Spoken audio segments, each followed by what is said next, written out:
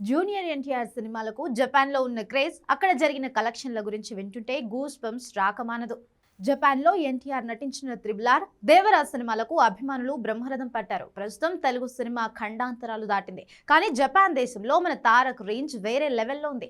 జపాన్లో రజనీకాంత్ ముత్తు సినిమా తరువాత ఆ స్థాయిలో క్రేజ్ సంపాదించుకున్న ఏకైక హీరో తారక్. కేవలం యాక్షన్ మాత్రమే కాదు, తారక్ డాన్స్ ఎనర్జీకి జపనీస్ ఆడియన్స్ ఫిదా అయిపోయారు.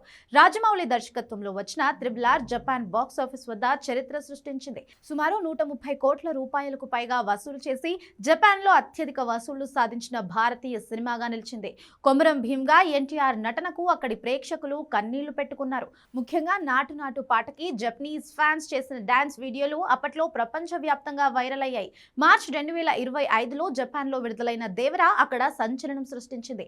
జపాన్ లో మొదటి రోజు ఫుట్ ఫాల్స్ పరంగా బాహుబలి 2 రికార్డులను కూడా దేవరా అధిగమించింది.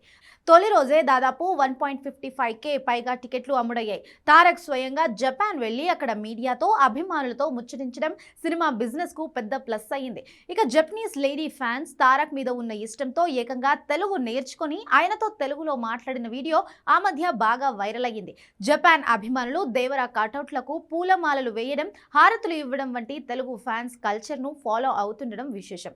ఇప్పుడు జపాన్ మార్కెట్ ఎన్టీఆర్ సినిమాలకు ఒక అడ్డాగా మారిపోయింది. అందుకే ఆయన తదుపరి సినిమాల ఓవర్సీస్ బిజినెస్ లో జపాన్ రైట్స్ భారీ ధరకు అమ్ముడవుతున్నాయి. గ్లోబల్ స్టార్ గా ఎన్టీఆర్ ఎదుగుదలకు జపాన్ మార్కెట్ ఒక నిదర్శనం.